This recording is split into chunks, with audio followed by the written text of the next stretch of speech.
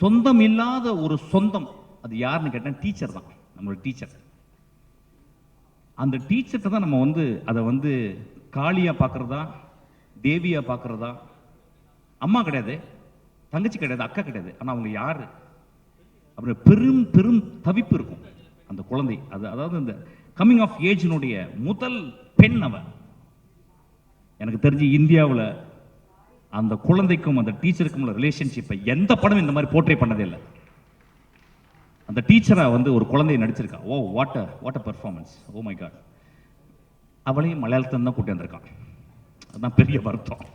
டீச்சர்களே இல்லை போல ஆக்சுவலாக. One of the extraordinary performance. நான் நிறைய பேசலாம். நான் ஷூட்டிங்கை விட்டு வந்திருக்கேன். இன்னைக்கு தான் ரொம்ப நாகரிகமாக பேசியிருக்கேன்னு நினைக்கிறேன். ஆக்சுவலாக நான் ரொம்ப சந்தோஷமாகவும் ரொம்ப வருத்தமாகவும் இந்த மேடையை விட்டு இறங்குறேன். என்னை பற்றி திட்டுறவங்களுக்கு வந்து எதுவுமே இல்லாமல் கொடுத்துட்டேன்னு சொல்லிட்டு நான் ரொம்ப மனசோட ரொம்ப கஷ்டத்தோடு தான் நான் அந்த மேடையை விட்டு இறங்க போகிறேன். போன படம் ஒட்டுக்காளியில் நிறைய பேசினேன். ஒரு குத்து டான்ஸ் ஆடினேன். அதுக்கு பெரிய மரியாதை கிடைச்சிது. ஒரு 50 பேர் நல்ல காணொலி போட்டு திட்டினாங்க. நண்பர்களே, மேடையில் பேசுகிற மாதிரி போர் எதுவுமே கிடையாது. Utter bore. I'm not speaking, I'm just performing like a clown. And I'm very sure I'm the most sad clown. இந்த 2 படங்களும் என் வாழ்க்கையை உருட்டி போட்ட விட்டதையா. இந்த 2 படங்களும் என் நாக்க அப்படியே ஒரு முடிச்சு போட்டுச்சு என் நாக்கில். எனக்கு பேச முடியல. அப்போ நாங்கள் பேசும்போது அடுத்த வார்த்தை என்ன தெரியக்கூடாதுன்னு நான் பேச ஆசைப்படுறேன். ஏன்னா நான் அடுத்த வார்த்தை தெரிஞ்சிச்சுன்னா நான் நல்லா பேசினேன்னா, வெற்றிமாறன் நல்லா பேசினா, ராம் நல்லா பேசினான்னு இப்படி ஆயிடும். அதனால நான் கெட்ட வார்த்தைகள் பேசுறதையும் தயவு செய்து பொறுத்துக்கங்கன்னு சொல்ல வரேன். ஒரு பெண்ணை பார்த்து நீ நல்லா இருக்கமா, அழகா இருக்கமா சொன்னா அப்படிங்க என்ன மாதிரி இருக்குடி அப்படின்னு சொன்னாதான் அவள் அழகு. அப்படி சொல்ல விடுங்க. இன்னைக்கு ரொம்ப வருத்தத்தோடு நான் மேடையை விட்டு இறங்குறேன். நான் எதுவுமே பேசல. Please watch this movie. Please bloody watch this movie. It is going to transport you to some other level. ஒரு குரோசவாவையும் ஒரு பிரஸ்தானையும் நான் கண்டுபிடிச்சிருக்கேன்னு சொல்லுவேன். நான் மாரி செல்வராஜையும் கொட்டுக்காளியினுடைய டைரக்டர் வினோத் ராஜையும் என்னுடைய ஆதர்சமான என்னுடைய நண்பர்கள். இந்தியாவின் மிகச்சிறந்த டைரக்டர், உலகத்தின் மிகச்சிறந்த டைரக்டர் நான் பார்க்கறது வந்து வெற்றிமாறன், ராம், என் குழந்தை பேர் டக்குன்னு வரலடா, எமோஷனல் தியாகராஜன் குமார்ராஜா. உடனே எழுதுங்க தண்ணி போட்டாருப்பாங்க. நான் தண்ணி போட்டு ரொம்ப நாள் ஆச்சு ஆக்சுவலா. நான் ஒர்க் அவுட் பண்ணிக்கிறேன். ஒல்லி ஐட்டம் பாருங்க. ஆக்சுவலா ஃபர்ஸ்ட் 6 பேக்ஸ் உள்ள டைரக்டர் நான் தான் இந்தியாவில். அது இப்போ ரெடி ஆகிட்டு இருக்கேன். So it's a beautiful experience my dear friends. இந்த படத்தை பாருங்க. நண்பர்களே, நம்ம நிறைய படங்கள் பார்க்குறோம். நிறைய படம் பார்க்குறோம். அதாவது வந்து எந்த ரீசனுமே இல்லாமல் ஒரு தியேட்டருக்குள்ள போகிறோம். எந்த ரீசனும் இல்லாமல் ரொம்ப சீப்பான படங்கள்லாம் இந்த கண்கள் வந்து எக்ஸ்போஸ் ஆகுது. ரொம்ப மோசமான டைலாக்லாம் வந்து இந்த காதுகள் எக்ஸ்போஸ் ஆகுது. இந்த ஒரு வாழை மரத்தை தொட்டு இருக்கீங்களா? வாழை மரத்தை அறுக்கும் போது ஒரு கிராக் அப்படின்னு ஒரு சவுண்ட் கேட்கும். அதை கேட்டிருக்கீங்களா? வாழையினுடைய பழத்தை வந்து மேலே ஏறி பறிச்சு அந்த படத்துல அப்படி ஒரு குழந்தைக்கு கொடுக்குறான். அப்படி அதை உரிச்சு சாப்பிட்டுருக்கீங்களா? That is the most primal experience. அதனால நம்ம விட்டுட்டோம். ஆக்சுவலா I am very happy this movie. இந்த படம் நிச்சயமா மக்களை, அதான் சொல்றேன், சில படங்கள் வந்து அது வந்து மக்கள்கிட்ட எப்படி ரீச் ஆகும்னா, நீங்க சாவர வரைக்கும் இந்த படத்தை பார்ப்பீங்க. இந்த படத்தை ஓடிடியில் வந்த பிறகு உலகத்தில் உள்ள எல்லாருமே பார்ப்பான். ஸ்பானிஷ் அமெரிக்காவில் அங்கே வந்து ஸ்பானியர்ஸ்ல அங்கே வாழைமரம் இருந்தா, மெக்சிகோவில் வாழைமரம் இருக்கும். அவன் பார்த்து அவன் ஐடென்டிஃபை பண்ணிப்பான். அந்த மாதிரி ஒரு படம். எனக்கு ரொம்ப சந்தோஷம். இந்த படத்தில் வந்து நிறைய பேர் நடிச்சாங்க. அவன் பேர் கலையரசா ராஸ்கல் எந்திரா. அவன் வந்து நான் தான் அவனை அறிமுகப்படுத்தினேன். ஃபுல் கஞ்சா அடிச்சு வந்த மாதிரி வந்தான். ஆக்சுவலா என் படத்தில் வந்து நடிச்சு கொஞ்சம் நிறையவே பேசுவான். ஊர்லாம் பேசுவான். அவன் என்ன பர்ஃபார்ம் பண்ணியிருக்கான். வா, அவன் அந்த வாழ்க்கையை பார்த்துருக்க கூட மாட்டான். அவனுக்கு எப்படி லுங்கி கட்டணும், அவனுக்கு எப்படி வாழையை சுமக்கணும். ஐயா, இந்த படத்தில் வாழையை சுமந்திருக்காங்க. ஐயா, வாழையை சுமந்திருக்காங்க. ஒரு தாய் தன் குழந்தையை சுமந்தது மாதிரி சுமந்திருக்காங்க. So it's extraordinary experience. ரொம்ப நல்லா இருந்துச்சுடா. ஐ லவ் யூடா. ரொம்ப நல்லா இருந்துச்சுடா. There is miles to go and you prove that's. சூரிய அளவு இல்லை, நான் சூரிய பக்கத்தில் வந்துட்டேன். தேங்க்யூ.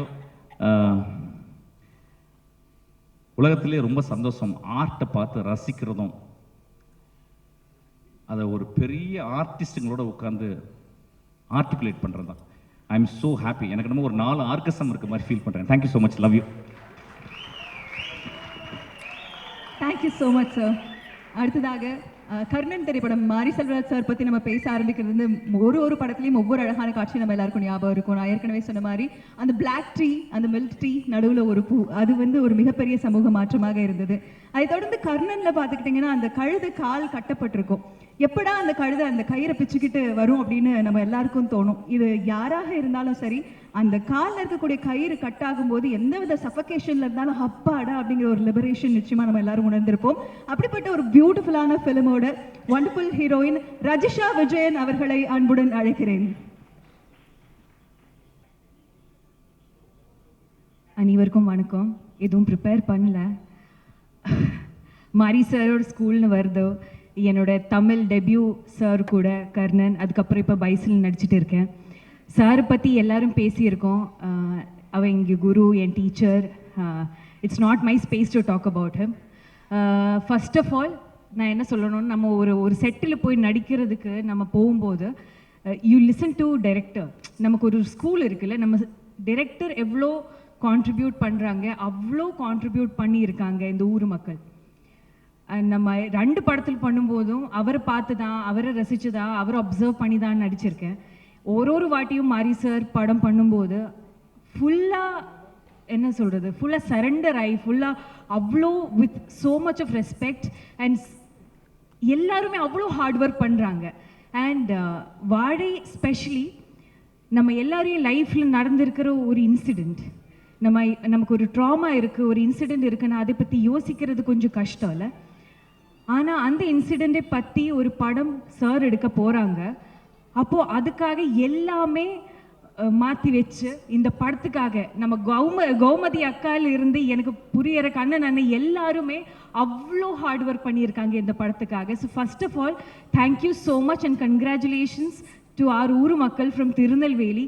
அவ்வளோ பெர்ஃபார்ம் பண்ணியிருக்காங்க. And to match up to their level, நம்ம ஆர்டிஸ்ட்டை வரும்போது இட்ஸ் நாட் ஈஸி.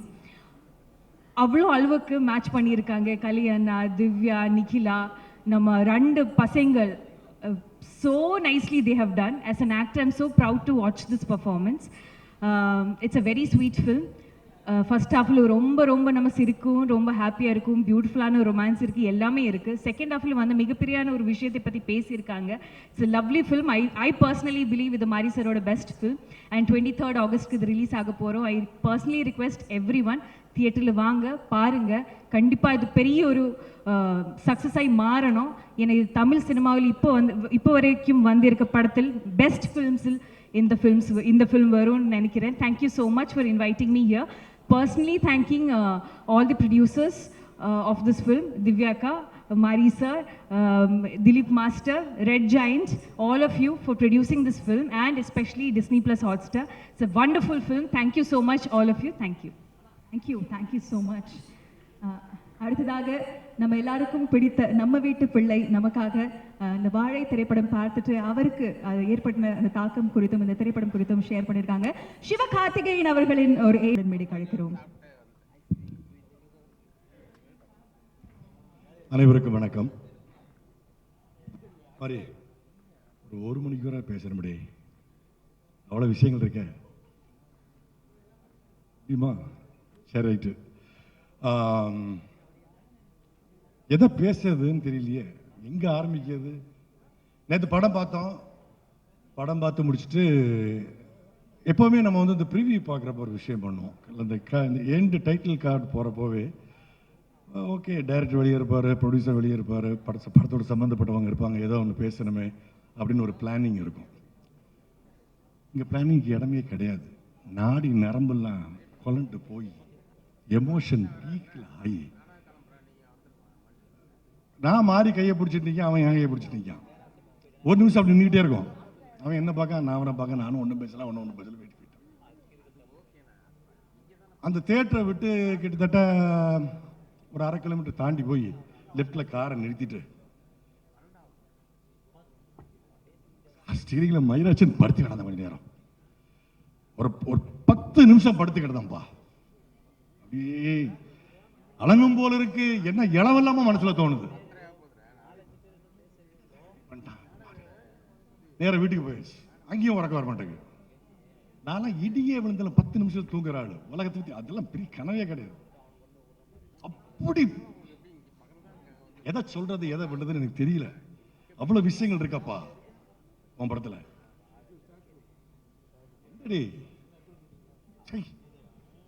அந்த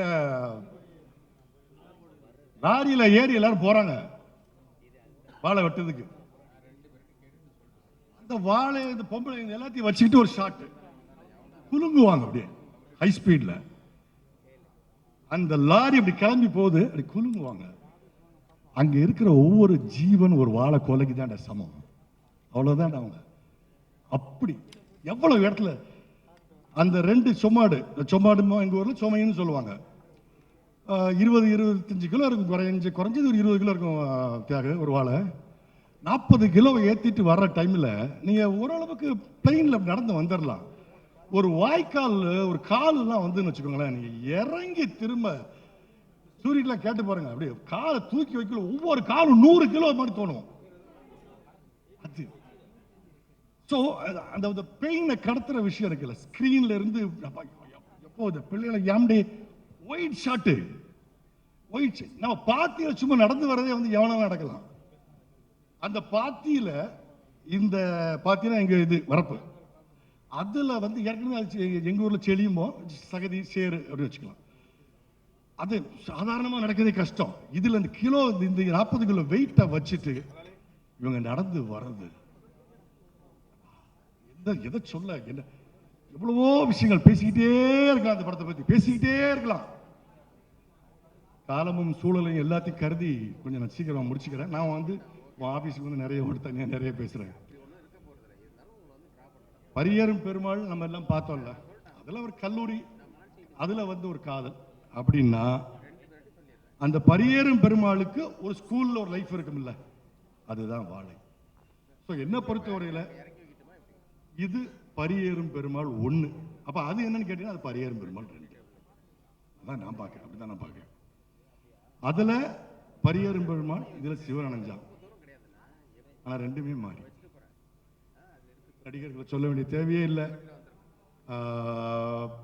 ராகுல், குமரவேல், அப்புறம் வந்து சேகர் அம்மா நடிச்ச கோமதி அவங்க, அதுக்கப்புறம் வந்து நிக்கிலா விமல் அவங்க ஒருத்தரும், அப்புறம் வந்து நம்ம கலையரசன் அப்படி எவ்வளவு விஷயம் பேசிக்கிட்டே இருக்கலாம். இந்த பாலவன் வந்து கேட்டுட்டு இருக்காங்க தெரியுது எனக்கு. அவன் லவ் வந்து இவன்ட்ட சொல்றான், கேட்ட ஏக்கா நீ வந்து இவனை கல்யாணம் பண்ணிக்கோ. ஏம்ல நீ அவனை கல்யாணம் பண்ணு சொல்ல, அவங்க நம்ம அப்பா மாதிரியே இருக்கான், நம்ம அப்பா மாதிரியே பேசுறான், நம்ம உரிமைக்காக போராடுறான், இவன் நம்ம ஆளு, இவன் அவன் ஏன் கல்யாணம் பண்ணக்கூடாது, அவளுக்கு ஏற்கனவே தாட் இருக்கு. உடனே அவ சரி ரைட்டுங்க. இப்போ மருதாணி தான் கொண்டு கொடுத்து சொல்லுதா, இவன் அந்த பேட்சை தூக்கிட்டு போறான், அருவாள் சுத்தி பேட்சை தூக்கிட்டு அங்க போய் நிற்கான். என்ன பேசிக்கிட்டே இருக்கலாம், அப்படியே ஒரு மாதிரி எமோஷன் ஆயிரும், கொஞ்சம் இதாக இருக்கு. அப்போ நேர பிரச்சனைகள்லாம் இருக்கனால அப்படி முடிச்சிடுறேன், போதும் அவ்வளோதான். எனக்கு நீ தம்பியா வந்து எனக்கு பெருமை சொல்லிக்கிட்டே இருக்கான்.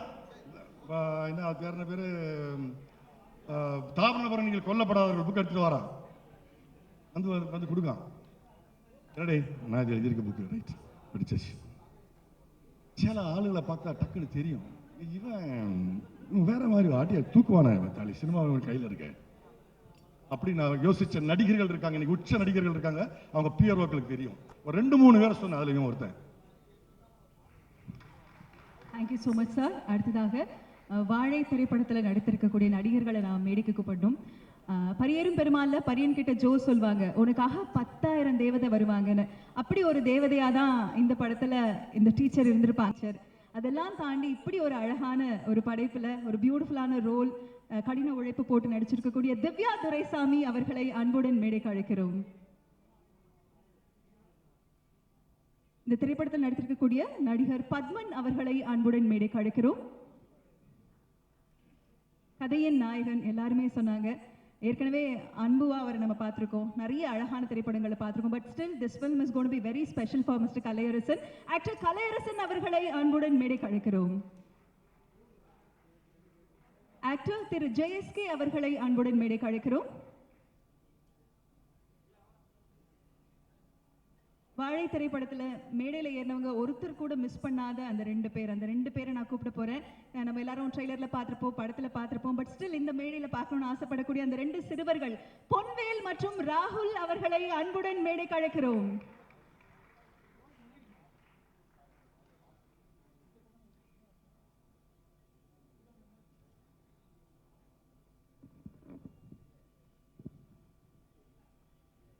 வாழை திரைப்படத்துடைய ஆக்டர்ஸ் இருக்காங்க. கண்டிப்பா மாஸ்டர் நம்ம கூப்பிட்டே ஆகணும் இவங்களோட இணைவதற்காக. இயக்குனர் திரு மாரி செல்வராஜ் அவர்களையும் அன்புடன் மேடைக்கு அழைக்கிறேன்.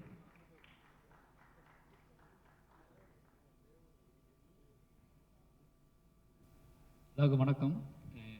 இவங்க ஏற்றதுக்கு காரணம் பயப்படாதீங்க, இவங்க அவளையும் வரிசையாக பேச போகிறாங்களா நீங்கள்? அவங்க ஆல்ரெடி பேசிட்டாங்க, வீடியோ பார்த்தாச்சு. அதனால் அவங்கள சும்மா ஸ்டேஜில் ஏற்றி உங்களுக்கு காட்டணும் அப்படிங்கிறது தான். எல்லாருக்கும் நன்றி, ரொம்ப ரொம்ப நன்றி. ஏன்னா ரொம்ப கடுமையான உழைப்பு போட்டாங்க, நிறைய திட்டு வாங்கியிருக்காங்க, என்னையும் திட்டியிருக்காங்க பயங்கரமாக. நிறைய சண்டைகள் நடந்திருக்கு இதுக்கு பின்னாடி. இந்த படம் இப்படி வர்றதுக்கு காரணம் வந்து இங்கே இந்த டீமுக்கும் எனக்கும் நடந்த சண்டை தான் அந்த படத்துக்கு இப்படி வர்றதுக்கான காரணம். அவ்வளோ உழைப்பு போட்டிருக்காங்க, அவ்வளோ பேத்துக்குமே நன்றி. என்னோடய டீம் கேமராமேன் சார் மேலே கூப்பிடுறேன். ஈஸ்வர் சார், ஒளிப்பதிவாளர் தேனி ஈஸ்வர் அவர்களை அன்புடன் மேடைக்கு அழைக்கிறோம். சந்தோஷ் நாராயண், மியூசிக் டைரக்டர் சந்தோஷ் நாராயண் வந்து சில வர முடியாத காரணம், அவர் வந்து வெளிநாட்டில் இருக்காரு, அதனால் வர முடியல. அவருக்கு கொஞ்சம் நேரத்துக்கு நன்றி. எல்லாருமே இந்த டீமில் வேலை பார்த்த எடிட்டர், கேமராமேன், என்னோட அசிஸ்டன்ட்ஸ் எல்லாருமே அவங்க நான் என்ன கேட்டனோ அதை கொடுத்தாங்க. அத்தனை பேருக்கும் வந்து ரொம்ப நன்றி சொல்லிக்கிறேன். இந்த படம் அப்படி எடுக்கப்பட்ட படம். நானும் இந்த திருப்பி பேசிடுறேன், ஏன்னா இவங்க இருக்கும்போது நான் பேசணும்னு ஆசைப்பட்டேன். அதனால தான் ஒன்றும் இல்லை, நான் நிறைய பேசிட்டேன், டீமை பற்றி எல்லாத்தையும் பற்றி வீடியோவில் பேசிட்டேன். ரஞ்சித் என்ன சொன்னார், டேய் பயோபிக்னு சொல்லியே ரிலீஸ் பண்ணுறியா அப்படின்னு சொன்னார். சொல்லலாம்னு தெரிஞ்சிடும் அப்படிங்கிற மாதிரி ஃபஸ்ட் ஃப்ரேமில் இருந்து அது ஸ்டார்ட் ஆகிடுது. மெயின் இந்த படம் வந்து தெரில, பெரிய பெருமாளை பற்றி, கர்ணனை பற்றி, மாமனை பற்றி நான் பேசும்போதெல்லாம் வந்து ஏதோ எனக்கு வந்து ஈஸியாக பேசுறதுக்கான ஒரு ஸ்பேஸ் இருந்துச்சு. இந்த படத்தில் அப்படி எனக்கு என்ன பேசுறது, இந்த படத்தை எப்படி சொல்கிறதுன்னு எனக்கு தெரியல. ஃபஸ்ட் டைமாக ஒரு படம் எங்கள் அம்மா அப்பா பார்க்கக்கூடாதுன்னு நினச்சி ஒரு படம் எடுத்திருக்கேன். இந்த படத்தை நான் அவங்களை பார்க்க அனுமதிக்க மாட்டேன். அப்படின்னா இந்த படம் எப்படி இருக்குன்னு யோசிச்சுக்கோங்க. அவ்வளோவுக்கு எனக்கு இந்த படம் எடுத்துக்கக்கூடாதுன்னு நினைக்கக்கூடிய ஒரு படம். ஃபஸ்ட் எடிட் பண்ணி இந்த படத்தை நான் பார்க்கும்போது நம்ம இந்த படம் எப்படி அம்மா அப்பா பார்ப்பாங்க, எடுத்துக்க வேண்டாமோ அப்படின்னு நினச்சேன். ஆனால் அதுக்கப்புறம் திருப்பி நான் என்ன நினச்சேன் அப்படின்னா, இல்லை எனக்காவது இது வந்து இல்லை அரிச்சிக்கிட்டே இருக்கும், எனக்காவது எடுத்துவோம் அப்படின்னு சொல்லிட்டு எடுத்த படம் தான். இந்த நேரத்தில் என்ன சொல்லணும்னா, என்னோடய இயக்குனர் ராம் சார் தான் நன்றி சொல்லணும். ஏன் அப்படின்னா யோசிச்சு பார்க்கும்போது எனக்கு வந்து ரொம்ப மலைப்பாக இருக்குது. பெரிய பெருமாள், கர்ணன், மாமன்னனுக்குலாம் நான் வந்து அதோடைய ஃபஸ்ட் எடிட் பார்த்துட்டுனா இப்படி ஒரு மாதிரி ஆனது கிடையாது.